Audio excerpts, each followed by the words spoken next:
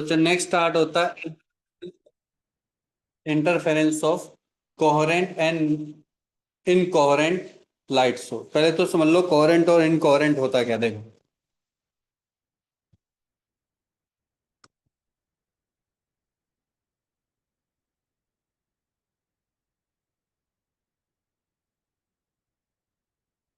ऐसे light source है बच्चों, कोहेरेंट और इनकोहेरेंट, जिनमें हमारी जो फ्रिक्वेंसी होती है वो तो सेम होगी या तो वो डिफरेंट होगी। तो कोहेरेंट में डेफिनेटली जितने भी सोर्सेज होंगे, सोर्सेज हैविंग सेम फ्रीक्वेंसी, या तो हम इसको एंगुलर फ्रीक्वेंसी से भी रिप्रेजेंट कर सकते हैं। इनकी क्या होगी बच्चों, source having different angular frequency, different angular frequency. अब डिफरेंट एंगुलर फ्रीक्वेंसी हो सकते हैं कि दोनों के दोनों जो सोर्स है ना वो डिफरेंट इन नेचर है। जैसे बल्ब है, दोनों बल्ब हैं, ठीक है, तो दोनों बल्ब की क्या होगी बच्चों, सेम ही फ्रिक्वेंसी होगी, ठीक है। या फिर एक बल्ब से भी मैं दो डिफरेंट सोर्स प्रोड्यूस कर सकता हूं और उनकी भी फ्रीक्वेंसी क्या होगी, सेम ही होगी। लेकिन एक बल्ब ले लिया छोटा सा, एक बड़ा बल्ब ले लिया, दूसरा टाइप का बल्ब ले लिया, तो दोनों की फ्रीक्वेंसी क्या होगी बच्चों, डिफरेंट होगी। दोनों की फ्रीक्वेंसी क्या होगी, डिफरेंट हो। तो हमें ये देखना है कि जब ओमेगा सेम है और जब ओमेगा डिफरेंट है तो उस केस में इंटरफेरेंस कितनी होती है, उस केस में इंटरफेरेंस कितनी होती है। इंटरफेरेंस का मतलब क्या होता है बच्चों, कि जब तो वे आपस में सुपर इम्पोज होती है, जब वे आपस में सुपर इम्पोज होती है तो कितना वो एक दूसरे को कंस्ट्रक्ट और डीकंस्ट्रक्ट करती हैं। जैसे एग्जांपल के तौर पे तू और मैं एक साथ गाना गा रहे हैं और इतने सिंक में गा रहे हैं कि सबको अच्छे से सुनाई दे रहा, तो एक कंस्ट्रक्टिव इंटरफेरेंस होगा, जिससे क्या होगा, हम दोनों से एक तरीके के उसके एम्पलीट्यूड में बढ़ गया, एम्पलीट्यूड बढ़ गया ना। लेकिन तूने स्टार्ट किया 2 सेकंड बाद, मैंने स्टार्ट किया पहले, तो होगा क्या, हमारा डिस्ट्रक्टिव होगा। जो चीजें, मैं जो चीज बोल रहा हूँ वही सेम चीज तू बोल रहा, मान के चल। हो सकता हो तो डिफरेंट भी बोल रहा हूँ, पर मैं एग्जाम्पल के तौर पर बोल रहा हूँ कि सेम बोल रहा है। डिफरेंट भी बोल सकता है, कुछ भी बोल सकता है तू, लेकिन तू भी बोले जा रहा है, मैं भी बोले जा रहा हूँ, तो उससे क्या होगा, इंटरफेरेंस बहुत ज्यादा हो जाएगी। इंटरफेरेंस होगी डिस्ट्रक्टिव, किसी को सुनाई नहीं दे रहा हो, किसी को सुनाई नहीं दे रहा, तो उसमें क्या करेंगे, एम्पलीट्यूड एक दूसरे को कैंसिल आउट करने की कोशिश करता है, उसमें भी कैंसिल आउट करने की कोशिश करता है, लेकिन वो सेम फेज में करने की कोशिश करता है, यहाँ पे डिफरेंट डिफरेंट फेज में करने की कोशिश करता है। वो हम जानते हैं, मैथमेटिकली जानते हैं कि उससे क्या इंपैक्ट पड़ता है उससे, ठीक है। तो सबसे पहले करते हैं इनकोहेरेंट, क्योंकि इजी है, तो पहले लिखो, पहले लिखो बच्चों, interference due to incoherent waves, interference due to incoherent waves, interference due to incoherent। Incoherent मैं आपको बता चुका हूं कि जो दो सोर्स अगर मैं ले रहा हूं तो दोनों की ओमेगा क्या है बच्चों, डिफरेंट है। जैसे एग्जांपल के तौर पे लिखो, मान के चलो S1 एक सोर्स है, S2 एक सोर्स है, और मैंने समझाया कि मान के चलो यहां पे ही मिल रहे हैं, ठीक है। इसकी मान के चलो ओमेगा 1 है, इसकी क्या है, ओमेगा 2 है। जब यहाँ पे मिलेंगे तो ये सुपर इम्पोज होगा किसका, E01 sine omega 1t plus phi 1, E02 sine omega 0t plus phi 2। Sir यहाँ पे फाई 1 फाई 2 क्या है बच्चे, phi 1 and phi 2 are initial phase. बाद वाले फेज नहीं, बाद वाला फेज तो मैं निकालूंगा जब वो पहुंचेंगे। इनिशियल फेज मतलब खुद में वेव के अंदर फेज था, खुद में वेव के अंदर क्या था, एक एडिशनल फेज था। क्लियर हो गया। हो सकता हो कि फाई 1 फाई 2 जीरो भी हो, क्यों नहीं हो सकता, हो सकता है, ठीक है। पर मैं मान गया अभी के लिए क्या है, इनके अंदर कुछ ना कुछ फेज है, तो मैंने वो रिप्रेजेंट कर दिया फाई 1 और फाई 2 के चीज। क्लियर हो गया यहां तक, ठीक है बच्चों। तो इनका रिजल्टेंट कैसे बनेगा, देखो ये ऐड ऐड ही तो हुए, सुपर इम्पोज का मतलब क्या हुआ, ऐड हो गया, ऐड हो गया, सब्ट्रैक्ट नहीं होते, ऐड होते हैं।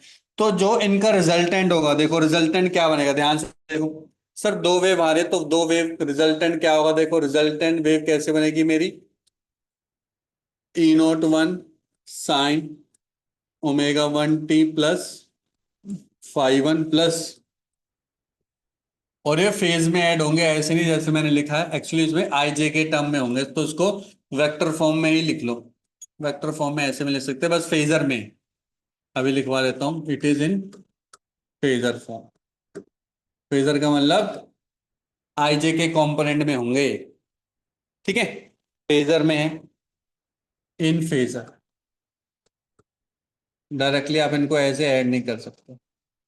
अगर ये फेजर में है तो इनका कुछ ना कुछ रिजल्टेंट तो होगा, जैसे हमने पहले निकाला था।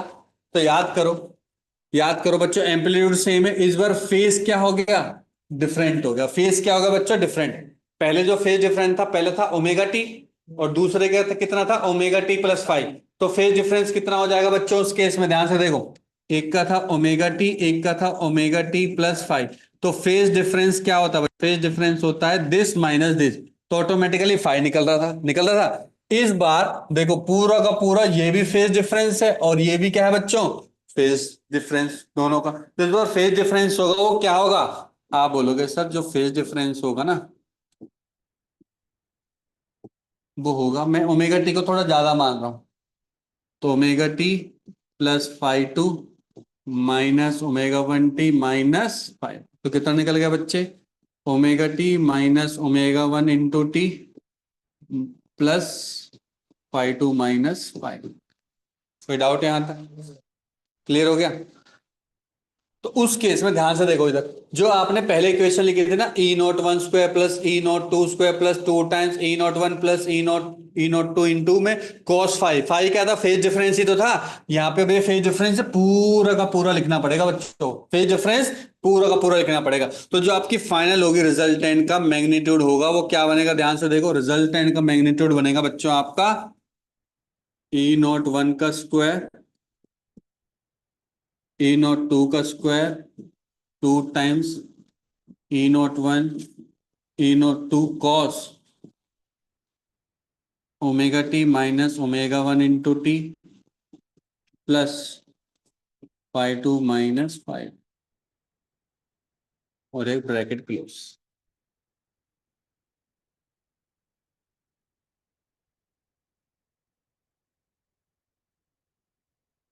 समझ में आ गया। पहले वाले केस में अगर आपने ध्यान दोगे, तो पहले वाले केस क्या था, E0 square plus E02 square plus two times E01 E02 cos five था। फाइव क्या टाइम के साथ चेंज होता है सर, फाइव क्या, ओमेगा टी तो कैंसिल हो चुका है। फाइव क्या था, मेरा इनिशियल फेज था। जब इनिशियल फेज ही कांस्टेंट, तो cos फाइव भी मेरा क्या होगा, कांस्टेंट होगा, तो रिजल्टेंट का मैग्नीट्यूड भी ऑलवेज कांस्टेंट। लेकिन रिजल्टेंट का मैग्नीट्यूड इस बार वेरी कर रहा है टाइम के साथ, देखो कैसे, यहाँ पे टाइम आ गया ना साथ में, क्योंकि देखो φ1 φ2 तो कांस्टेंट ही होगा, इसको आप जीरो भी मान लोगे तब भी चल जाएगा।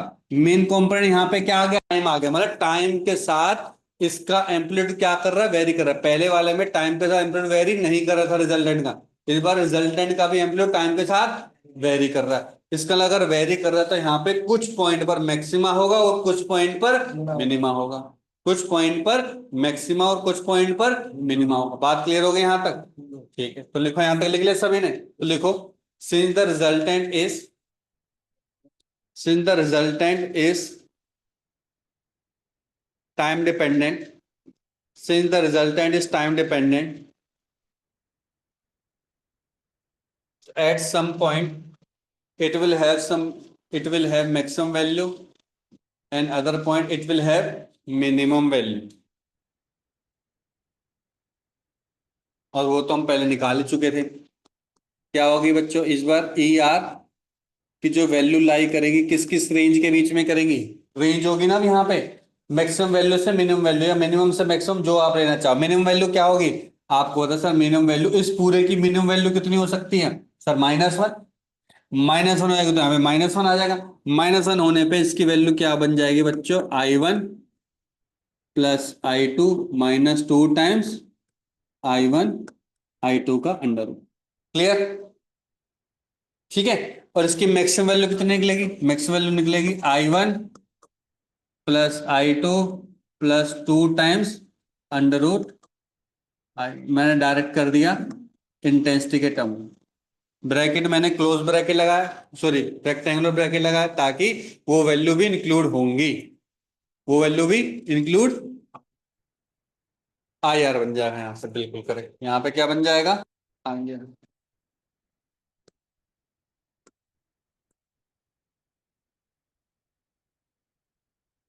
क्लियर है? ये तो बताने की जरूरत नहीं, क्योंकि cos 5, cos की वैल्यू -1 से 1 के बीच में लाई करती है, इस वजह से।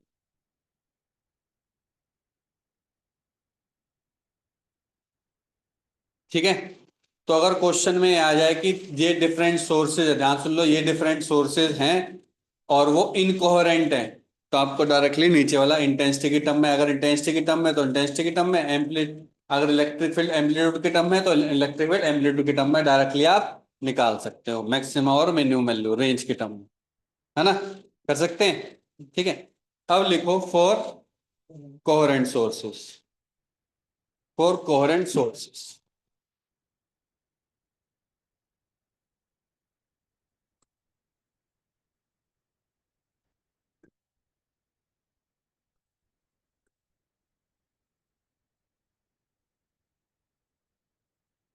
कोहेरेंट सोर्सेज में ध्यान देना है कि इस बार मैं के एक्स भी लेके आऊंगा। पहले आप सर के एक्स क्यों नहीं लेके आए, क्योंकि वो फिर बहुत ज्यादा कॉम्प्लेक्स इक्वेशन हो जाती है, उसको इजी करने के लिए हमने वहां पे के एक्स लेके ही नहीं आए थे। अब हम के एक्स भी लेके आएंगे, लेकिन यहाँ पे एक अच्छी बात है, यहाँ पे क्या चीज कांस्टेंट है, ओमेगा कांस्टेंट, फ्रिक्वेंसी क्या है, सेम सोर्स की, ठीक है। तो मान के चलो S1, और ये क्या है बच्चे, S2, इस पे भी ओमेगा है, इस पे भी ओमेगा है। एक पॉइंट पर जब मिले ये, ठीक है, तो यहाँ पे जो वेव आई हमारी वो बनी E01 sine omega T constant minus के X1। मैंने मान लिया कि इन्होंने कितना डिस्टेंस ट्रेवल किया बच्चे, यहां से लेकर यहां तक X1 डिस्टेंस ट्रेवल किया, तो के X1 हो गया, प्लस एक्स करते तभी तो के एक्स होता है, ठीक है, माइनस होता है, ठीक है, प्लस इनिशियल फेज मान लिया बच्चे इसका 5 1। सिमिलरली यहां से लेकर यहां तक डिस्टेंस कितना हो गया बच्चे, X2। हो सकता हो X1 X2 सेम भी हो, पर मैं मान के चलो अभी के लिए क्या है बच्चों, डिफरेंट है। तो यहाँ पे ये वेव जो पहुंची मेरे पास कितने निकली, E02 sine omega t minus के X2 प्लस 5। क्लियर? तो यहाँ पे अगर मैं फेज डिफरेंस निकालने की कोशिश करूं, क्या निकालने की, फेज डिफरेंस, तो क्या होगा फेज डिफरेंस, डेल फाइ से रिप्रेजेंट करते हैं फेज डिफरेंस।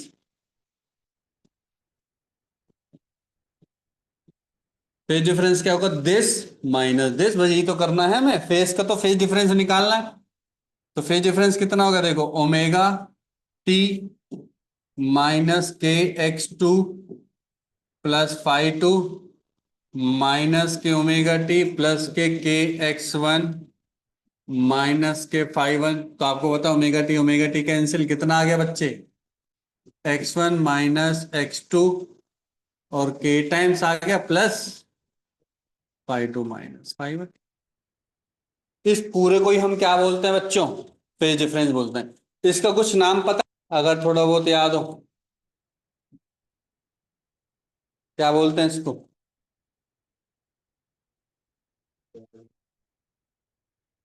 पाथ है ना, पाथ डिफरेंस। क्या होता है बच्चे, पाथ डिफरेंस होता है।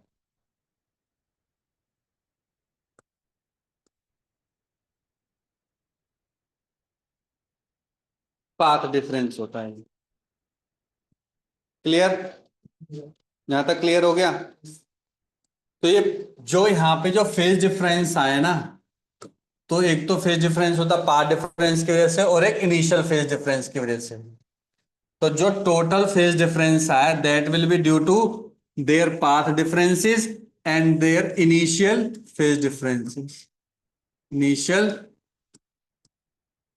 Phase difference, initial phase difference. तो सर ऐसा कैसे पॉसिबल हो सकता है, तो उसका प्रैक्टिकल एग्जांपल थोड़ा समझो, प्रैक्टिकल एग्जांपल समझो। आपके फोन पर, हमारे फोन पर सिग्नल आते हैं, आपको क्या लगता है हमारे फोन पे सिग्नल कैसे आते होंगे? एक एंटीना बाहर कनेक्ट है, थोड़ा दूर ही कनेक्ट होगा ना। अब जब एंटीना, डायरेक्शनल एंटीना का मतलब समझो कि एक ही पर्टिकुलर डायरेक्शन में वेव छोड़ रहा, पर एक थोड़ा एक ही वेव है, इनफाइनाइट नंबर ऑफ वेव्स होंगी वहां पे।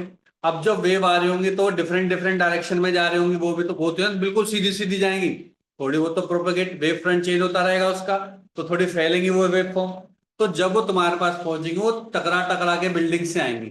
अब ऐसा पॉसिबल हो सकता है कि अगर तुम्हारे फोन में मान के लो 2 ही वेव आ रही है या 10 वेव आ रही है, 10 की 10 वेव सेम बिल्डिंग से टकराएंगी, सेम बिल्डिंग से रिफ्लेक्ट होंगी, फिर दोबारा वो सेम बिल्डिंग से टकरा के फिर रिफ्लेक्ट हो गए, फिर इसी वॉल से टकरा के फिर तुम्हारे पास आएंगी। हो सकता हो अलग अलग बिल्डिंग से टकरा के आ रही, टकराने से क्या होगा, स्पीड कम हो जाएगी, स्पीड कहीं होने से क्या होगा, फेज डिफरेंस बढ़ सकता है। तो सब वेव जो आएंगे आपके फोन में आ रही होंगी, वो डेफिनेटली फेज डिफरेंस कर करके ही आ रही होंगी आपके पास। मान के सब इनिशियल फेज डिफरेंस 0 था, क्योंकि सबका पाथ अलग अलग हो गया, पाथ हो गया ना सबका अलग अलग, इस वजह से उनके बीच में क्या आ गया, फेज डिफरेंस हो गया। पाथ डिफरेंस क्यों होगा, क्योंकि अलग अलग डिस्टेंस ट्रेवल करके आए हैं, उसकी वजह से क्या होगा बच्चों, फेज डिफरेंस क्रिएट हो गया। अब फेज डिफरेंस से क्या दिक्कत हो सकती है, फेज सिंक्रोनाइजेशन कॉन्सेप्ट आगे जाके आएगा, जब इंजीनियरिंग में पढ़ोगे तो फेज सिंक्रोनाइजेशन कॉन्सेप्ट कब आता है यहाँ पे, जब बच्चों यहाँ पे क्या होगा, हमारे वेव आ रहे हैं, उनके बीच में डिफरेंस होना चाहिए। क्यों, क्योंकि अगर मैंने ए बी सी डी बोला, ए पहले पहुंच गया, बी थोड़ा बाद में पहुंचा, सी उसके बाद में पहुंचा, तुम ए बी सी एक साथ थोड़ा सुन पाओगे। इन तीनों के बीच में, चारों वर्ड, चारों कैरेक्टर के बीच में सिंक, और सिंक नहीं होने की वजह से क्या होगा, हमारे डाटा में डिस्टरबेंस हो जाएगी। बचाने के लिए हमें क्या करना पड़ता है, फेज डिफरेंस निकालना पड़ेगा, और उस फेज वाइज उसको सिंक करना पड़ता है। फेज वाइज सिंक कैसे करते हैं, उसमें डिफरेंट डिफरेंट मैथोलॉजी यूज करते हैं, कि जो जो पहले पहुंच गया है उसको भी अब वापस आगे नहीं पहुंचाना, उसको वेट करवाना है कितने सेकंड तक, जो सबसे लास्ट वाला होगा उस हिसाब से उसको हम सिंक करते हैं। वो पूरा कम्युनिकेशन का पार्ट है जो कम्युनिकेशन इंजीनियरिंग में लोग करते हैं। मैं तो बस आपको एक छोटा सा एग्जांपल समझाया कि फेज डिफरेंस कैसे क्रिएट होता है, दो टू देयर पाथ डिफरेंस, और पाथ डिफरेंस कैसे होगा, क्योंकि हर एक wave different different distance travel करके आपके पास आ रही है, क्योंकि हो सकता हो एक सीधे आ रही हो, एक टकरा टकरा के आ रही हो, इस वजह से, और कुछ टकरा के भी नहीं जाएंगी, हो सकता है उसने एब्जॉर्ब भी कर लियो वेव, ये भी तो हो सकता है, चांसेस हो सकते हैं। तो इस तरीके, सर में आ गया बच्चों। तो जो हमारी फाइनल रिजल्टेंट होगी, लिखो, रिजल्टेंट विल बी, ये जो रिजल्टेंट होगी वो क्या बनेगी बच्चे, एम्पलीट्यूड तो वही था, E0 1 square,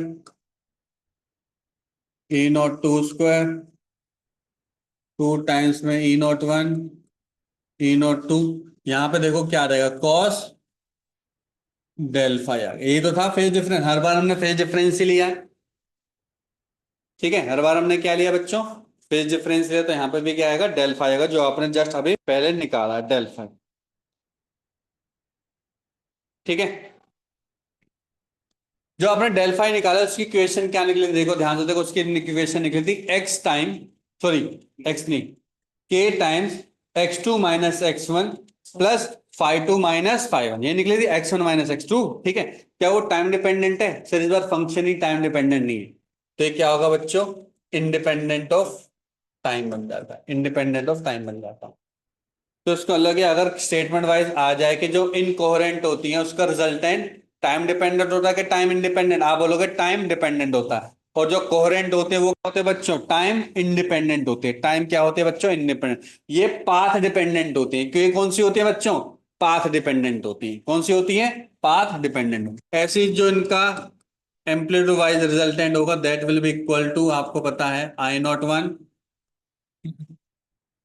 I02 plus 2 times I01, I02 का under root into cos del phi,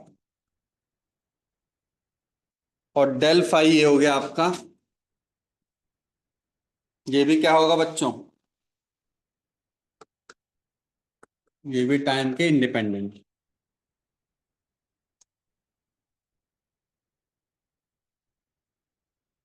ठीक है। अब हमें कुछ नहीं करना, बस मैक्सिमम वैल्यू निकालनी। इसकी मैक्सिमम वैल्यू क्या होगी आपको पता है सर, इसकी मैक्सिमम वैल्यू तो मैं लिख सकता हूं, आई आर मैक्स क्या होता है बच्चों, आई आर मैक्स तब होगा ना, कब होगा, जब कॉस डेल फाई मेरा किसके बराबर होगा, 1 के बराबर होगा। ठीक है, तो ये होगी I not one plus I not two plus 2 times under root I not one I not two when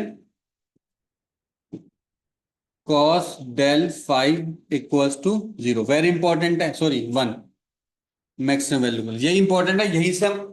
यहीं से ही हम जो एक्सपेरिमेंट की बात कर रहे थे ना स्टार्टिंग में, यहीं से यूज होने वाला, बस तो अच्छे से समझना है, ये सबसे इंपॉर्टेंट पॉइंट है। कॉस डेल फाइव को मैंने क्या कर दिया बच्चों, 1 के बराबर कर दिया। ध्यान से देखो, अगर मैंने कॉस डेल फाइव को 1 कर दिया तो मतलब कि एंगल मेरा किसके बराबर हो गया, 0 के बराबर। यस सुनो, एंगल मेरा किसके बराबर होगा, 0 के बराबर। मतलब फेज डिफरेंस क्या होगा, 0 हो गया। सर फेज डिफरेंस केवल 0 पे देगा, नहीं, आपको पता ऐसा थोड़ा है कि कॉस केवल एक ही एंगल पे 1 आता है। सर कॉस तो एंगल 2 पाई पे भी 1 आता है, 3 पाई पे भी 1 आता है। इसका मतलब कि डेल फाई या तो 0 हो या फिर दोनों के बीच में फेज डिफरेंस कितना हो, 2 पाई हो या फिर 4 पाई हो या फिर 6 पाई, या फिर मैं क्या बोलूं, 2 n पाई। बोल सकता हूँ नहीं बोल सकता हूँ, जहां पे n की वैल्यू वेरी कर रही है 0 1 2 एंड सो। आराम से समझना है, ठीक है। मैंने मान लिया यहां पे, मैंने लेट कर लिया कि इनिशियल फेज का डिफरेंस कितना है, 0। तो मेरी इक्वेशन थोड़ा सा अब आसान हो जाएगी, ताकि मैं एनालाइज कर सकूं। बताओ डेल फाई क्या था मेरा। सर डेल फाई आपने निकाला था, मुझे याद आ रहा है, डेल फाई आपने निकाला था k times x1 minus x2, है ना बच्चे, ये निकाला था। के क्या होता है, के का फॉर्मूला भी बताया था मैंने, क्या होता है, 2 पाई बाय लेमडा। तो उसको मैं डेल एक्स मान लूं, और डेल एक्स क्या ही है मेरा, path difference equal to 2 n pi. तो डेल एक्स कितना निकल गया आपको पता है, 2 पाई से 2 पाई कट गया, कितना बन गया बच्चों, एन लेमडा बन जाएगा, एन लेमडा। एन लेमडा बन जाएगा, और यहाँ पे भी एन क्या क्या वेरी कर रहा है, 0 1 2 3 एंड सो। इसका मतलब अब देख, अब भाई देखो, अब तो देख, जिसकी मैं बात कर रहा था ना कि अलग अलग वेव आ रही हैं। अगर एक वेव तेरे पास पहले पे गई, तो अगर दूसरी वेव को मैं लेमडा से डिफरेंस कर दूं, लेमडा से डिफरेंस कर दूं, तो दोनों के बीच में सिंक बन जाएगा। क्यों, क्योंकि अगर 1 लेमडा हो, 2 लेमडा हो, 3 लेमडा हो, तो उनके बीच में फेज डिफरेंस कितना हो जाएगा सर, 0 बन जाएगा। क्यों, क्योंकि पाथ डिफरेंस 0 बन जाएगा, पाथ डिफरेंस के 0 बनने से फेज डिफरेंस भी 0 बन जाएगा। समझ में आ गया कि नहीं आ गया। अगर दो वेव ट्रेवल कर रही हैं, अगर उन दोनों के बीच में केवल पाथ डिफरेंस का लेमडा के बराबर है, या 2 लेमडा के बराबर है, या 3 लेमडा के बराबर है, ठीक है, और वेवलेंथ कोई भी वेव का लेमडा तो आप निकाल ही सकते हो, फ्रीक्वेंसी पता है तो निकाल सकते नहीं निकाल सकते, तो उनके बीच में केवल लेमडा का डिफरेंस है, तब भी वो आपस में क्या रहेंगे, सिंक में ही रहेंगे। तब भी वो आपस में क्या रहेंगे बच्चे, सिंक में। वो तो बहुत इजी एग्जांपल सर, कैसे देखो, एक वेव है जो कि ऐसे है, यही तो लेमडा होता है बच्चों, यस और नो। आप सभी को पता लेमडा क्या होता है, टू क्रेस्ट है, टू ट्रफ के बीच में। एक और वेव है जो कि एक ऐसे है, लेमडा से डिफरेंस में। तो तुम बताओ, सेम नेचर की तो हो गए, यस और नो। इसी का ही अगर मैंने शिफ्टिंग वर्जन ले लिया लेमडा, तो सेम फेज में तो आ गए, देखो सेम फेज में आ गए, सेम फेज में आ गए। हाइयर हाइयर एक साथ, लोअर लोअर एक साथ, हाइयर हाइयर एक साथ, लोअर लोअर। क्यों, क्योंकि इनके बीच में डिफरेंस कितना होगा, केवल लेमडा का डिफरेंस। यस और नो। अगर लेमडा बाई 2 हो जाएगा तो वो नेक्स्ट केस में देखेंगे, या इसके अलावा कुछ हो जाएगा तो वो देखेंगे। पर ये मैक्सिमम केस है। ये कौन सा केस है बच्चों, मैक्सिमम वाला केस है, जहां पे हमें मैक्सिमम एम्पलीट्यूड मिलेगा, जहां पे हमें मिलेगा मैक्सिमम एम्पलीट्यूड मिलेगा। तो ये केस हो गया हमारा जो हमने करा अच्छे से, ये चीज याद रखनी है। तो फेज डिफरेंस कितना होना चाहिए, 2 n पाई, पाथ डिफरेंस कितना होना चाहिए, n लेमडा, ये याद रखना है। क्लियर है, समझ में आ गया अच्छे से। नेक्स्ट देखो, अब निकालेंगे क्या, मिनिमम के लिए निकाल लें, ठीक है। मैक्सिमम वैल्यू कितनी निकलेगी, मैक्सिमम वैल्यू तो आपको पता ही है, यहां से मैक्सिमम वैल्यू कितनी निकल जाएगी, आपको पता है, आई आर मैक्स। इसको हम ये भी तो लिख सकते थे, I not one plus I not two का अंडर रूट का स्क्वायर, यस और नो। सिमिलरली इसको क्या लिख सकते हैं, मैक्सिमम के केस में E R max E01 plus E02 का होल स्क्वायर। और ये कब आएंगे मैं बता चुका हूं, दोबारा लिख रहा हूं मैं, कब आएंगे? जब आपका फेज डिफरेंस होगा 2n पाई, और जब पाथ डिफरेंस होगा आपका n लैम्डा। 1-1.5 घंटा लगेगा। ठीक है, सर में आ गया। ये केस याद रखना मैक्सिमम के केस में। एक फिर मिनिमम भी निकलेगा, बीच में होगा वो हम निकाल सकते हैं बाद में, पर एक मिनिमम केस भी निकाल सकते हैं, मिनिमम निकाल सकते हैं। करें मिनिमम का? मिनिमम कब होगा? जब मेरा cos फाई किसके बराबर होगा? -1 के बराबर होगा। तो लिखो minimum value of E R and I R when cos del pi become -1। -1 कब बनता है याद करो, एक तो पाई पे बनता है, जीरो पे तो नहीं बनता। पाई पे बनेगा तो माइनस पाई पे बनेगा कि नहीं बनेगा? बनेगा। क्यों? क्योंकि cos minus pi equal to cos pi, और cos पाई पहले से क्या होता है? नेगेटिव, क्योंकि cos minus theta cos theta के बराबर होता है। यस और नो? यहाँ पे प्लस माइनस का भी ध्यान रखना है। यहाँ पे किस चीज का ध्यान रखना है? प्लस माइनस का भी ध्यान रखना है। ठीक है। अच्छा, तो यहाँ पे क्या हो जाएगा बच्चे? यहाँ पे हो जाएगा पाई, अगला होगा 3 पाई, अगला होगा 4 पाई। तो किसके बराबर होगा? मैं बोल सकता हूं उसको 2n+1 पाई। यस और नो? एन की वैल्यू 0 डाल दो पाई, एन की वैल्यू 1 डाल दो 3 पाई। निकल गया ना? यस और नो? तो यहाँ पे एन की वैल्यू कहां से कहां वेरी कर रही है? 0 से लेकर एन की। क्लियर हो गया है ना? ये किसके बराबर है? डेल फाई के बराबर। ये मेरा हो गया path, sorry phase difference. Path difference निकालना तो आपको पता है, 2 पाई बाय लैम्डा लेंगे के, और यहाँ पे लिख देंगे del x equal to 2n+1 pi. केवल पाई से पाई कैंसिल होगा, तो डेल एक्स किसके बराबर आ गया बच्चे? डेल एक्स हो गया 2n+1 इंटू λ/2। तो कितने λ/2 आएंगे? देखो, 0 पुट करेंगे तो λ/2, 1 पुट करेंगे तो 3 λ/2, इसके बाद 5 λ/2। इसके बाद इसका मतलब कि ध्यान से देखो, इसमें मैक्सिमा और ये मिनिमा हम पढ़ चुके हैं। इसमें वे पे पढ़ा था ना, मैक्सिमा और मिनिमा में कितने का डिफरेंस होता है यहाँ पे? λ/2 का। कैसे? सर मैक्सिमम निकल रहा था 0 लैम्डा 2 लैम्डा, यहाँ पे क्या निकल रहा है? λ/2, 3 λ/2, 5 λ/2। मतलब कि अगर पहला मैक्सिमा 0 पे निकला है तो पहला मिनिमम किस पे निकला है? λ/2 पे। तो मैक्सिमा और मिनिमा का डिफरेंस कितना हो गया? λ/2 हो गया। ये चीज का ध्यान रखना है, मैक्सिमा और मिनिमा का डिफरेंस कितना होगा बच्चे? λ/2 लिखना। तो इसका मतलब कि ध्यान से देखो, तो मेरा आई आर जो मिनिमम होगा, आपको पता है इसकी वैल्यू क्या होगी?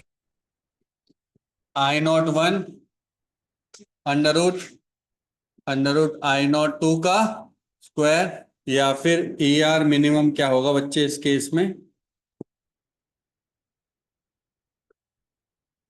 E01 square plus, sorry, E01 plus E02 का होल स्क्वायर। ये मेरी मिनिमम वैल्यू निकल के नहीं आया? हाँ, माइनस आए।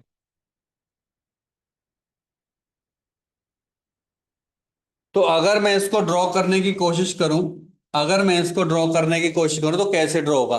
ठीक है, इसको देखते हैं। अगर आपने समझ लिया यंग वाला खेल, बहुत आसानी से हो जाएगा। तो वही सेम खेल इसमें ही ऑन करने वाला है, बस मैं समझाने की कोशिश कर रहा हूँ। मान के चलो कि यहाँ पे दो सोर्स हैं, एक S1 है बच्चे, एक S2 है। ठीक है, और एक मैंने बच्चे यहाँ पे स्क्रीन ले लिए। ठीक है, अब एक चीज बताओ, ये एक सोर्स से जब लाइट आती है तो उसका वेव फ्रंट कैसे बनेगा? आप बोलोगे सर इसका वेव फ्रंट कुछ ऐसे बनेगा कि नहीं बनेगा? यस और नो? इसका वेव फ्रंट कैसे बनेगा? ऐसे बनेगा। बनेगा नहीं बनेगा कि नहीं बनेगा? बनेगा। जिस पॉइंट पर ये एक दूसरे से टकराएंगे तो आप देखोगे, ये आगे जाके मैं समझाऊंगा, अभी तो बस इतना समझा रहा हूं। तो इसकी जो मैक्सिमम स्ट्रेंथ होगी वो यहाँ पे बनेगी, और मैक्सिमम स्ट्रेंथ थोड़ा बीच में ही बन रही है। ठीक है, थोड़ा बीच में बन रही है। तो अभी मैं नहीं समझा रहा हूँ, अभी तो बस मैं आपको सिंपल सा कॉन्सेप्ट समझाने के लिए बता रहा था मैं। अभी तो बस हमें सिंपल जानना है कि इसकी वेव जब हर जगह फैलेंगी तो उसकी पहली मैक्सिमम कहां पे निकलेगी सर? बिल्कुल इसके बीच में से निकलेगी, जो भी इसके बीच वैल्यू वैल्यू होगी यहाँ। क्यों? क्योंकि दोनों के दोनों, ध्यान से देखो, ऐसा क्यों बोला मैंने बीच में, क्यों सर? क्योंकि जितना ये यहां से लेकर इतना डिस्टेंस ट्रेवल करा है ना इसने, उतना ही वेव यहां से लेकर यहां तक डिस्टेंस ट्रेवल करेगी। दोनों के दोनों ने सेम डिस्टेंस ट्रेवल किया है, तो इसकी वजह से पाथ डिफरेंस कितना हो गया? जीरो। पाथ के डिफरेंस होने से फेज डिफरेंस कितना होगा? जीरो हो गया। अब जो इनिशियल फेज होगा वही होगा डिफरेंस, मैंने पहले बोल दिया इनिशियल फेज क्या है? जीरो है दोनों का। तो जब दोनों ही जीरो हो गए तो फेज डिफरेंस जीरो हो गया। फेज डिफरेंस जीरो से कोस जीरो कितना होता है? वन। कोस जीरो के वन से कितना? मिनिमम के मैक्सिमम? मैक्सिमम मिलेगी यहाँ पे। तो मैक्सिमम हो जाएगी, आपको बता, under root I not one plus under root I not two का स्क्वायर, यस और नो? या फिर E naught one plus E naught two का होल स्क्वायर। समझ में आ गया कि नहीं आ गया? आ गया। दूसरी मैक्सिमम कब मिलेगी? सेकंड मैक्सिमा लेमडा पे। किस पे मिलेगी? लेमडा पे मिलेगी, यस और नो? लेमडा मान के चलो कि यहां से लेकर यहां तक का डिफरेंस है, यस और नो? है ना? तो यहां पे मुझे, सर इसमें तो पाथ डिफरेंस है, पर दोनों के बीच में पाथ जो डिफरेंस है ना, वो कितने का है बच्चों? यहां से लेकर यहां तक का, आप बोलोगे सर लेमडा का डिफरेंस। कितने का डिफरेंस है? लेमडा का डिफरेंस। सर नीचे भी हो सकता है, बिल्कुल होगा नीचे, यहां से लेकर यहां तक का लेमडा का डिफरेंस है।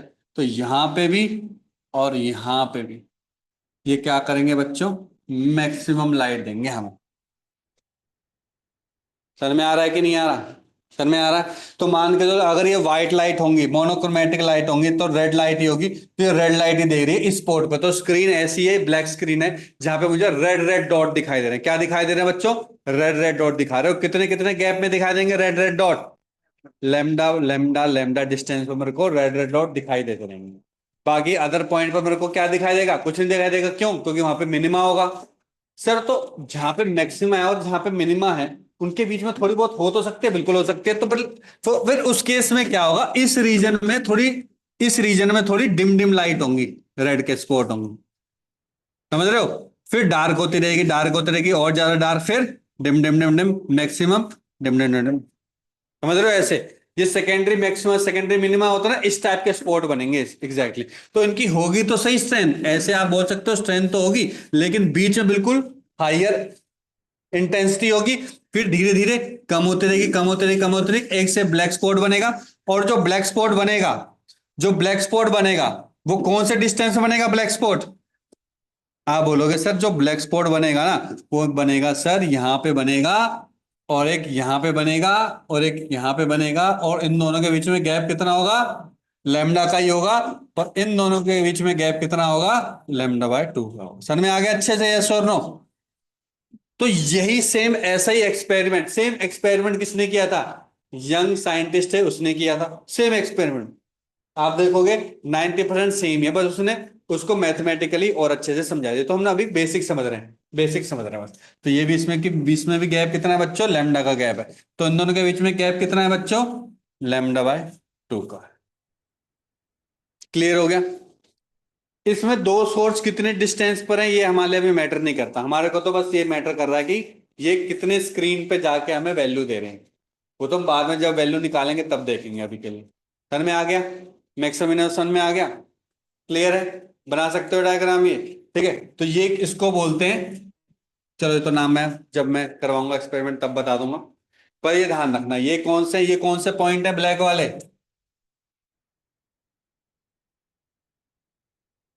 मिनिमम पॉइंट है, मिनिमम लिख देना इनको, ये मिनिमम है।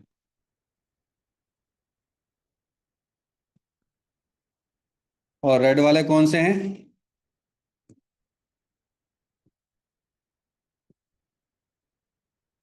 Maximum point.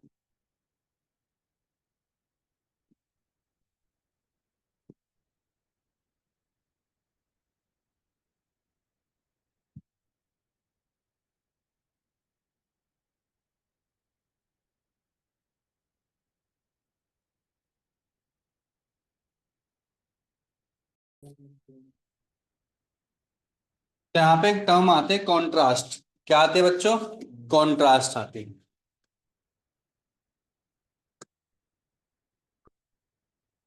कॉन्ट्रास्ट बोलती है I R max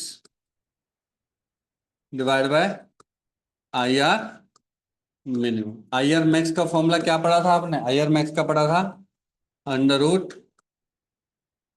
I not one plus under root I not two का whole square divided by under root I not one minus under root I not two का square.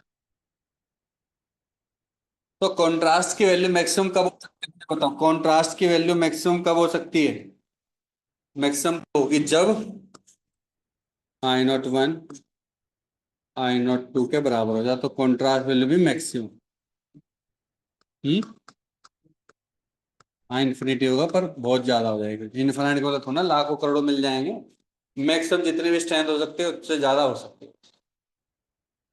ये I not one I not two थे क्या sir? जब same amplitude हो, दोनों source का क्या हो बच्चों? एम्पलीट्यूड सेम हो, तो हमें क्या मिलेगा बच्चों? मैक्सिमम वैल्यू मिलेगी। समझ में आ गया? ज्यादा ब्राइटनेस आएगी उसमें अगर सेम एम्पलीट्यूड के होंगे। ठीक है। तो अगर हमारा रिलेशन में अगर ऐसा कुछ हो जाता है कि वो सेम एम्पलीट्यूड में आ गए, तो आई आर मैक्स का क्या रिलेशन हो जाएगा? आई आर मैक्स का मैं मान के चल रहा हूं कि I not one equal to I not two equal I I naught है। तो आई आर मैक्स क्या हो जाएगा आपको पता? आई आर मैक्स हो जाएगा इस केस में I not plus two times I naught यही होगा इनटू कॉस फाइव। लेकिन मैक्स में तो उसकी वैल्यू किसके बराबर होगी बच्चे? वन के ही बराबर होगी। ये टू आई नॉट है, ध्यान से देखो। ये आई नॉट कितने आई नॉट बन गए? फोर आई नॉट बन गए। मैक्सिमम वैल्यू कितने निकल जाएगी? फोर आई नॉट बन गए। पर इसकी वैल्यू रेंज कैसे निकाल सकते हैं ये देखो, ध्यान से देखो। ऐसे नहीं निकालेंगे, इसको फॉर्मूले वाइज ही निकालेंगे। तो फॉर्मूले वाइज निकालेंगे तो पहले समझ लेते हैं देखो। तो इसका एक फॉर्मूला भी जनरेट कर सकते हैं हम, इससे सारी वैल्यू निकाल सकते हैं। यहाँ पे लिखा आपने कॉस फाइव, जनरल फॉर्मूला है कॉस फाइव वाला। ठीक है, पहले जनरल लिख लेते हैं। देखो इधर, ये टू आई नॉट, ये भी two I not, two I not plus two I not cos five हो गया। टू आई नॉट कॉमन ले लिया, क्या बचा? बचा one plus cos five. One plus cos five का क्या होता है फॉर्मूला?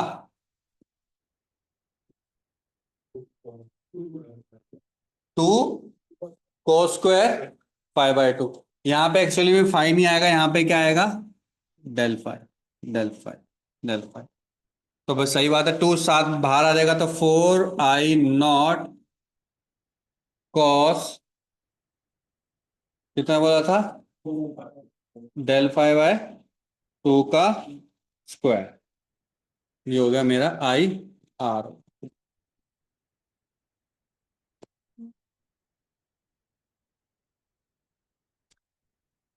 सही बात है।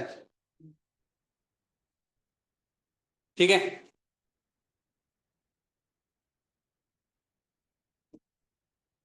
तो मेरा जो आई आर क्या निकला बच्चों? आई आर निकला four I not cos square del five by to.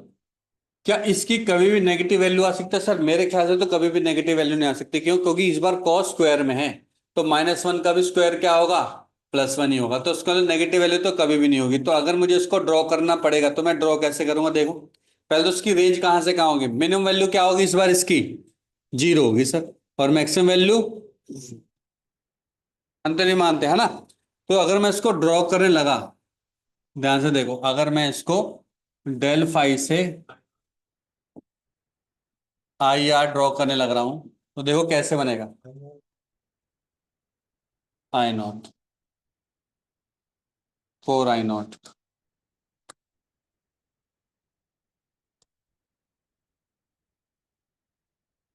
तो ध्यान से देखो, मान के चलो ये है मेरा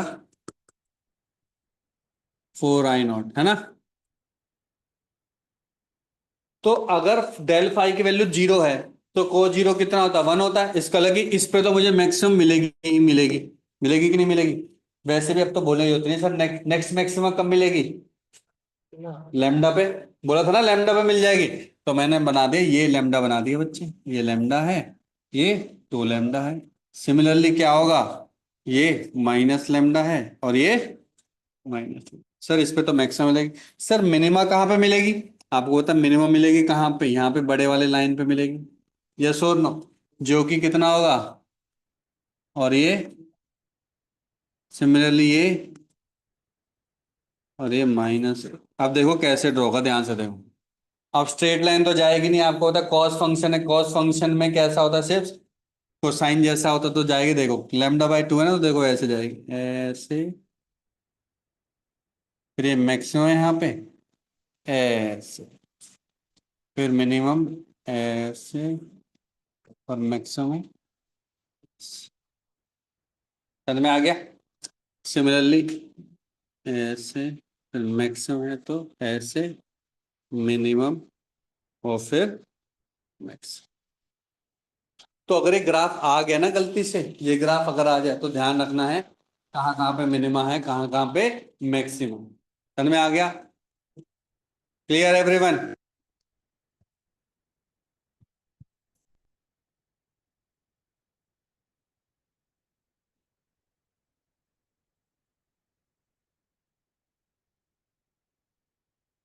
और ये कौन सा केस है, केस लिख लो। When this one case is I not one equals to I not two equal to कितना है बच्चों, आई नॉट। लेकिन अगर ये सेम नहीं है तो मिनिमम वैल्यू कितनी निकल के आएगी, जीरो तो नहीं आएगी अब, क्योंकि उस केस में तो जीरो आती। अब इसकी कितनी कितनी आएगी, under root I not one minus under root I not two का होल स्क्वायर। मतलब कुछ ना कुछ तो पॉजिटिव आएगी, पर जीरो पे तो नहीं जाएगी। इसका मतलब कि अगर मैं उसको ड्रॉ करने की कोशिश करूं, मान के चलो कि ये मेरा कितना तो डेल फाई है, और मुझे इनको ड्रॉ करना है आई आर। तो यहाँ पे सर दो लेवल बनेंगे। सर एक तो लेवल बनेगा आई मैक्स वाला, और एक लेवल बनेगा आई वाला। आई मैक्स वैल्यू होगी बच्चे I not one plus I not two के अंडर रूट का स्क्वायर। यहां पे क्या बनेगी, I not one minus I not two के अंडर रूट का स्क्वायर। बाकी सब सेम रहेगा, शिफ्ट होगा बस ऊपर की तरफ, क्या होगा, शिफ्ट होगा, बाकी सब सेम है। जैसा कि आपने देखा था यहाँ पे क्या आ रहा था बच्चे, लेमडा बाय टू पे मिनिमम, लेमडा पे maximum, three lambda by two पे मिनिमम, टू लेमडा पे मैक्सिमम।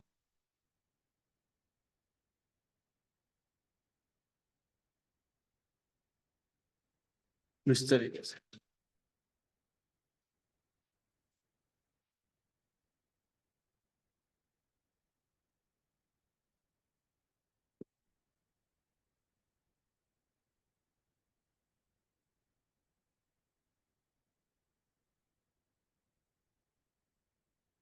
समझ में आ गया? कोई डाउट तो नहीं यहां तक?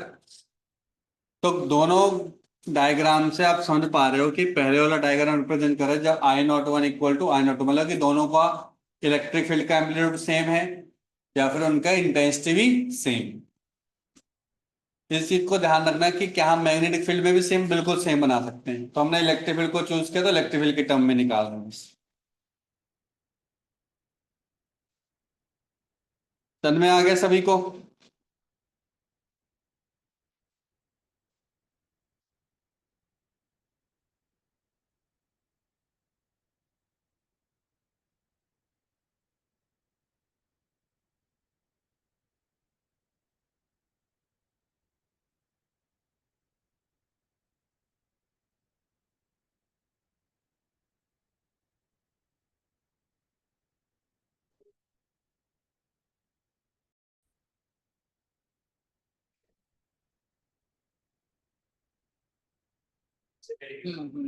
यहाँ पे क्या लेंगे, डेल एक्स।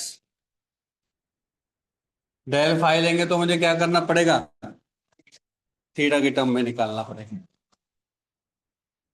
करेक्ट।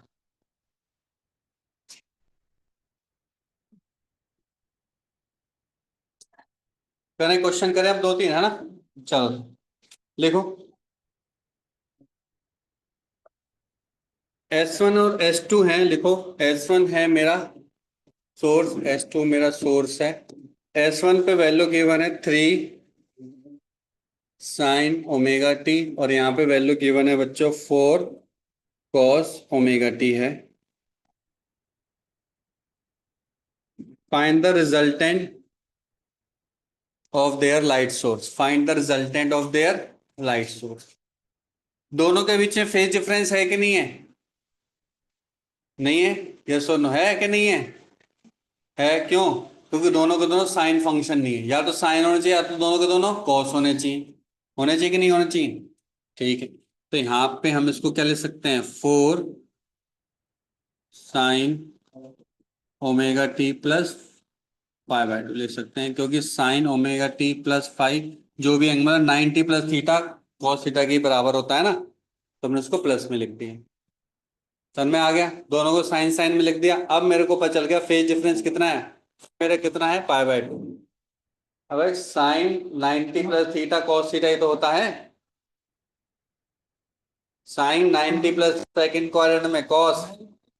बस ठीक है फिर। ठीक है, तो आपको पता है ई आर, हमें रिजल्टेंट निकाला। ई आर की वैल्यू क्या आती है बच्चे, इसका एम्पलीट्यूड, कितना एम्पलीट्यूड है, 3। 3 का स्क्वायर नीचे वाले का 4 का स्क्वायर +2 टाइम्स, फॉर्मूला लिखना है आपको, पहले फॉर्मूला लिख के फिर लिखनी है वैल्यू, इंटू cos 5। cos 5 कितना है बच्चे यहाँ पे, π/2 ही तो है। कितना है दोनों के बीच में फेज डिफरेंस, π/2। तो कितना निकल जाएगा बच्चे, आपको पता निकल जाएगा, जी 0 है। 3 का स्क्वायर +4 का स्क्वायर आपको पता कितना होता है, 5 वोल्ट पर मीटर। इलेक्ट्रिक फील्ड कैसे रिप्रेजेंट करते हैं, वोल्ट पर metre.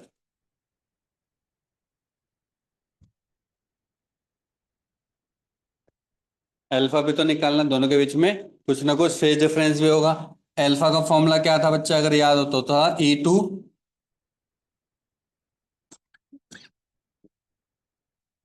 sin 5/A1 + E2 cos 5। मेरे ख्याल से cos 5 तो 0 हो गया, sin 5 1 हो गया, तो E2/E1 हो जाएगा। कितना हो जाएगा, E2/E1। E2 कितना है यहाँ पे, 4, ये कितना है, 3। तो अल्फा आ गया 4/3। 4/3 पे एंगल कितना निकल के आता है, tan अल्फा। tan अल्फा 4/3 पे क्या एंगल निकल के आता है, 53। पक्का? पक्का क्यों? क्योंकि सर 1 तो होता है 45 पे, 1 से वैल्यू, तो डेफिनेटली कितना एंगल होगा अल्फा की वैल्यू, 50। बस देखो दोनों चीजें निकल गई, तो बेसिक क्वेश्चन था ये तो। समझ में आ गया? कोई डाउट? समझ? नेक्स्ट करें, चलो नेक्स्ट वाला देखो, अच्छा क्वेश्चन है, लिखो।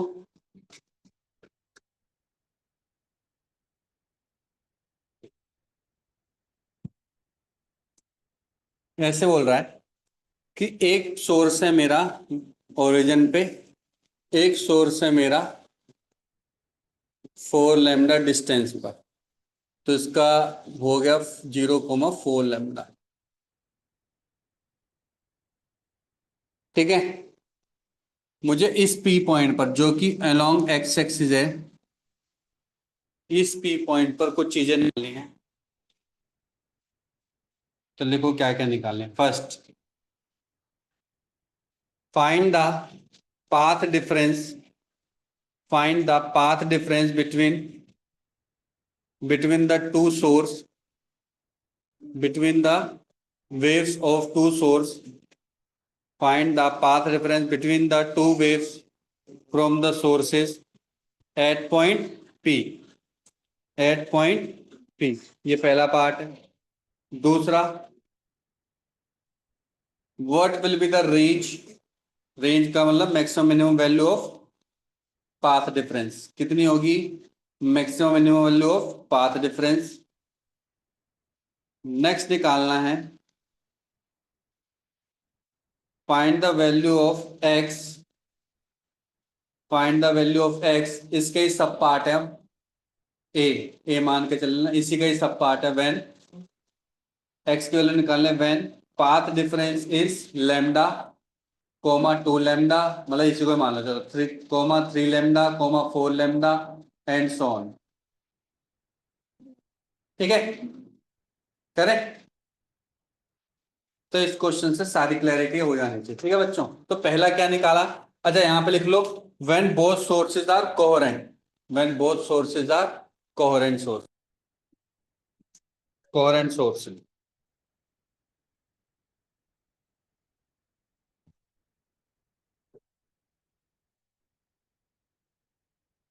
करे भाई, S1 का मेरे को एक चीज बताओ, S1 कैसे ट्रेवल कर रहा है? आप बोलोगे सर S1 देखो ऐसे जा रहा है S1, है ना? और S2 की वेव कैसे जा रही है? ऐसे जा रही है।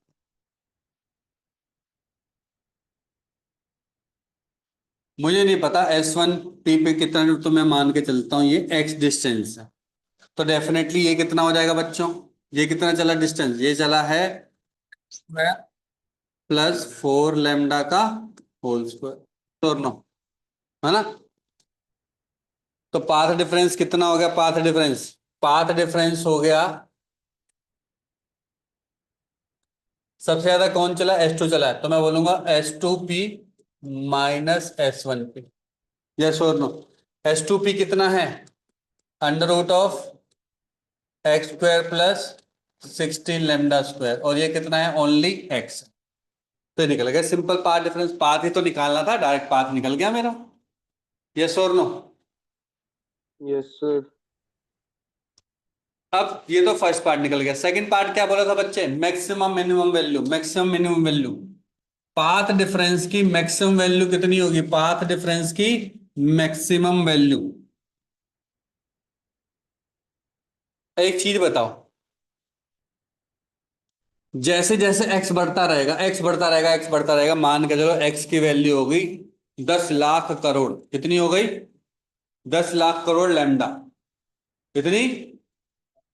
10 लाख करोड़ लैम्डा में 16 लैम्डा जोड़े कुछ फर्क पड़ेगा? 16 लैम्डा में कुछ फर्क नहीं पड़ेगा, लैम्डा स्क्वायर वाले कुछ फर्क नहीं पड़ेगा, तो 10 लाख ही बचेगा। 10 लाख माइनस 10 लाख कितना हो जाएगा? जीरो ही बन जाएगा। ये सुनो, मतलब कि जो आपका मिनिमम पाथ डिफरेंस होगा डेफिनेटली एट इन्फानाइट साइड पे, एट इन्फानाइट पॉइंट पर कितना हो जाएगा बच्चों?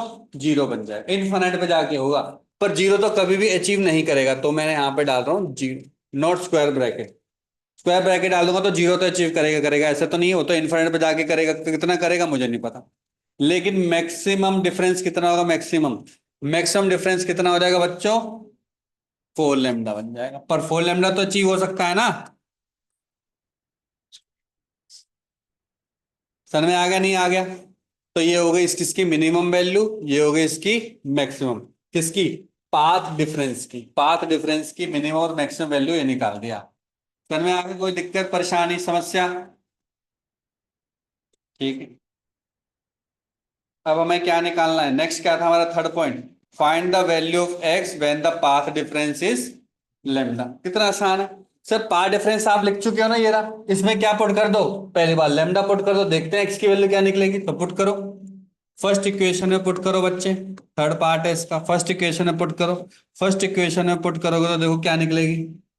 Lambda equal to under root of x square plus 4 lambda square minus x. वैसे एक चीज बताऊं, इसको मैं एन लेमडा क्यों ना पुट कर दो, तो मेरे लिए थोड़ा इजी पड़ जाएगा, क्योंकि हर बार आप मेरे से पूछोगे ना फिर लेमडा पे, 2 लेमडा पे, 3 लेमडा पे, तो थोड़ा मैं स्मार्ट खेलता हूँ।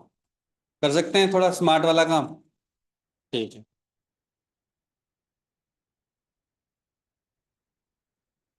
अब क्या करें?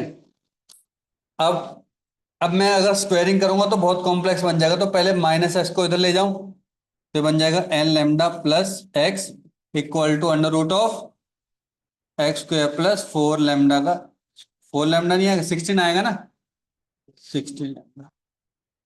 अब कर दो squaring on both side. Squaring on both side करोगे तो यहाँ पे क्या आएगा? N square lambda square x square 2 n lambda x equals to x square plus 16 lambda square. तो मेरे ख्याल से एक्स स्क्वायर तो एक्स स्क्वायर कट गया, बचा कितना? 2n lambda x equal to lambda square common 16 minus n square हो गया। एक लैम्डा से एक लैम्डा भी कैंसिल होगा तो x की वैल्यू आ गई लैम्डा डिवाइड बाय 2n 16। यही आ रहा है सबका, ये आ रहा है, ठीक है। लैम्डा स्क्वायर एन, सॉरी कितना आएगा यहाँ पे, एन स्क्वायर आएगा।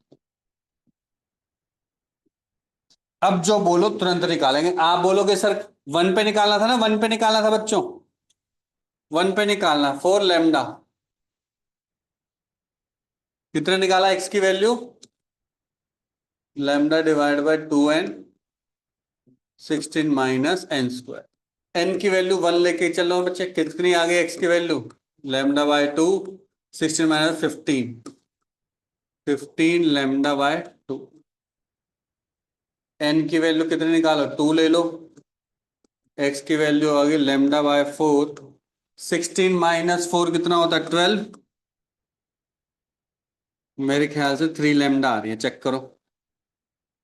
एन की वैल्यू 3 पुट करो, एक्स की वैल्यू देखो कितनी आ रही है, जैसे 3 पुट करो 9, 16 माइनस 9 7 7 लैम्डा बाय नीचे भी 3 था तो 6।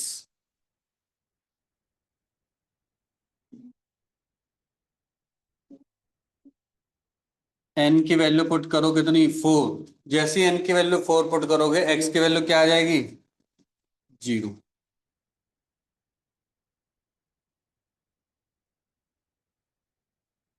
ठीक है, इसका मतलब कि अगर मैं थोड़ा सा पैटर्न सोचूं तो देखो, यहाँ पे सोर्स था, यहाँ पे सोर्स था, देखो S1 सोर्स यहाँ पे था, S2 सोर्स यहाँ पे था। अगर इन ये जो लैम्डा 2 लैम्डा 3 लैम्डा क्या रिप्रेजेंट कर रहे हैं, थोड़ा और सोचो। ये phase represent path difference actual में, और ये वो पाथ डिफरेंस है जहां पे मुझे मैक्सिमम वैल्यू मिलनी चाहिए। क्या मिलनी चाहिए बच्चों, मैक्सिमम वैल्यू मिलनी चाहिए। इसका मतलब जितने भी आपने पॉइंट निकाले सारे के सारे मैक्सिमम वाले हैं। तो सबसे पहले तो कहां पे आएगी, सबसे पहले तो यहां पे आएगी मैक्सिमम। देखो आ रही थी, आ रही थी नहीं आ रही थी, एक्स इक्वल टू 0 पे आ रही है। एक कौन सा, किस पे आ रही है बच्चे, किस पे आ रही है, एक्स की वैल्यू पे। सोचो एक्स की वैल्यू नेक्स्ट कौन सी है, 7 लैम्डा बाय 6। तो आपकी जो यहाँ पे वैल्यू आ रही थी, ये मान के चलो पी पॉइंट है, पी पॉइंट है ना, वो उसको तो छोड़ दो। ये S1 है, दो दूसरा कहाँ पे आ रहा होगा इसका मैक्सिमा, कितने डिस्टेंस पर आ रहा है एक्स की वैल्यू पे, सर 0 है। नेक्स्ट है 7 लैम्डा बाय 6 पे, यहाँ पे भी ब्राइटनेस आ रही है। ठीक है, नेक्स्ट किस पे आ रहा है, 3 लैम्डा पे। नेक्स्ट किस पे आ रहा है, 15 लैम्डा बाय 2 पे। इसको हटा दें यहां से।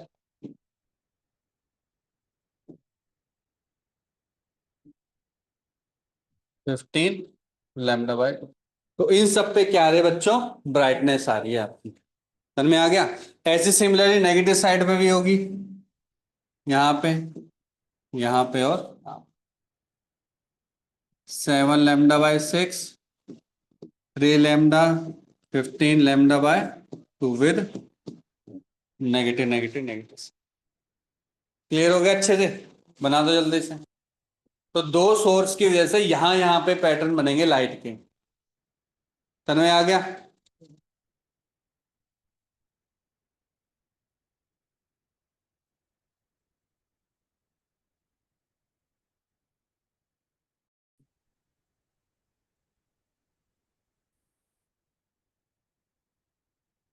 लिखो टॉपिक का नाम है यंग्स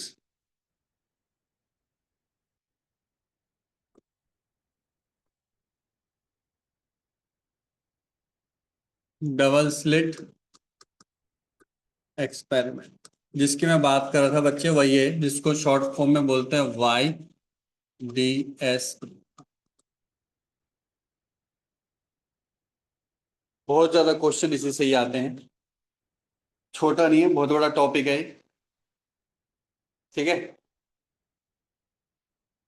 इस पर न्यूमेरिकल भी हमें करना है बहुत सारे। तो आज हम बस इसको हम थ्योरी वाइज समझेंगे, ठीक है। नेक्स्ट क्लास में इसको हम एक्सपेरिमेंट थ्योरी वाइज इसलिए क्योंकि आज ही हमने इसके बारे में वेव फ्रंट के बारे में समझा है, तो आप बहुत जल्दी वेव फ्रंट इसका बना लोगे अच्छे से, ठीक है। तो लिख लो पहले इसके बारे में। थॉमस यंग, साइंटिस्ट का नाम था Thomas Young. Thomas Young devised a method, Thomas Young devised a method to produce a stationary interference pattern, stationary interference pattern.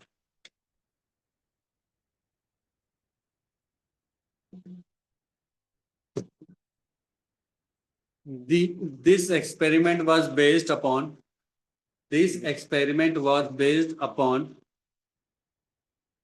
division of a single wavefront, division of a single wavefront. This experiment was based upon division of a single wavefront into two, into two. These two wavefronts acted as, these two wavefront acted as two sources, two sources having a fixed phase relationship, having a fixed phase relationship.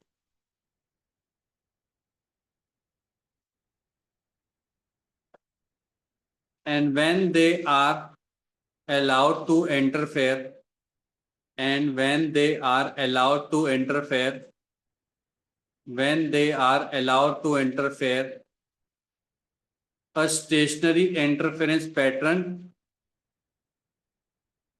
can be observed. A stationary interference pattern can be observed.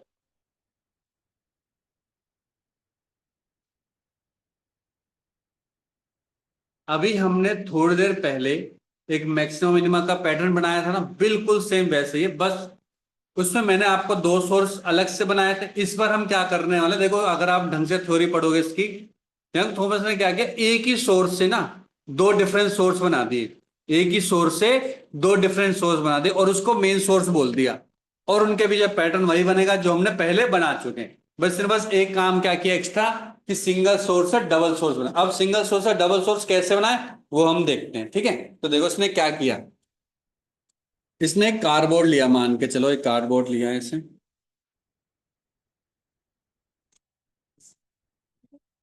ठीक है, और उसको बीच में से cut कर दिया, बहुत ही पतला कट किया इतना, पर मैं दिखा नहीं सकता हूं इतना, इसलिए मैं थोड़ी सी इसकी डेप्थ ले रहा हूं, ठीक है। तो एक चीज बताओ, अगर लाइट यहां से आ रही है, मान के चलो एक लाइट आ रही है बच्चों, यहां से लाइट आ रही है, तो आपको पता है इस लाइट कैसे आएगी, लाइट सीधी सीधी सीधी जाएगी, केवल एक ही लाइट जाएगी ऐसा तो है नहीं, लाइट तो हर जगह जाएगी, जाएगी कि नहीं जाएगी। जैसी लाइट यहां तक पहुंचेगी तो यहाँ पे भी क्या होगा, ड्यू टू यहाँ पे जो पैटर्न है जिस जैसे कट रहा है उसके, उसकी वजह से वो क्या करेगी बच्चों, फिर दोबारा क्या करेगी, डिफ्रैक्ट करेगी। डिफ्रैक्ट कैसे करेगी, जैसे लाइट यहां तक पहुंची तो लाइट क्या करेगी, डिफ्रैक्ट करेगी, ठीक है। अब जब लाइट ऐसे जा रही है, देखो लाइट ऐसे जा रही है, तो एक और सेम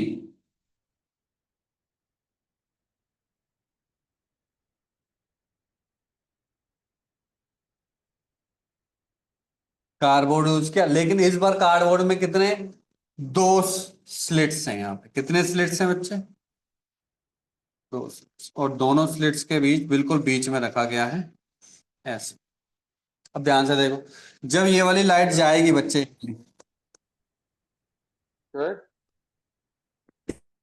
इसका कुछ पोर्शन, ध्यान से देखो, इसका कुछ पोर्शन इधर जाएगा कि नहीं, निकलेगा, निकलेगा।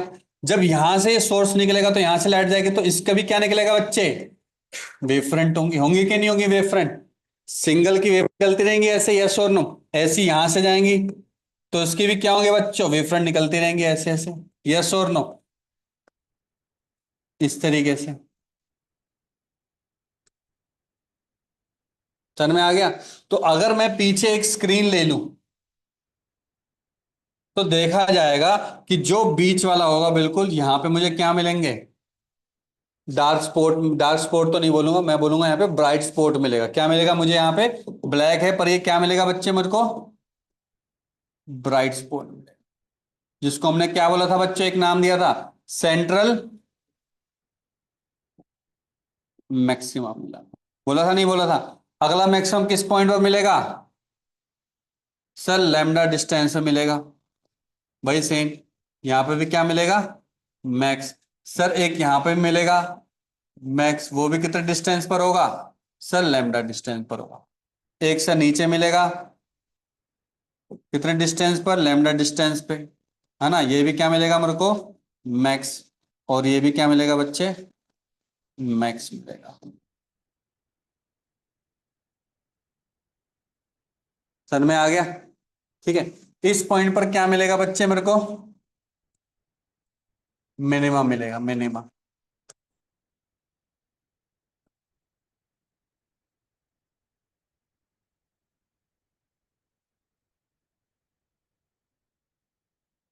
ठीक है।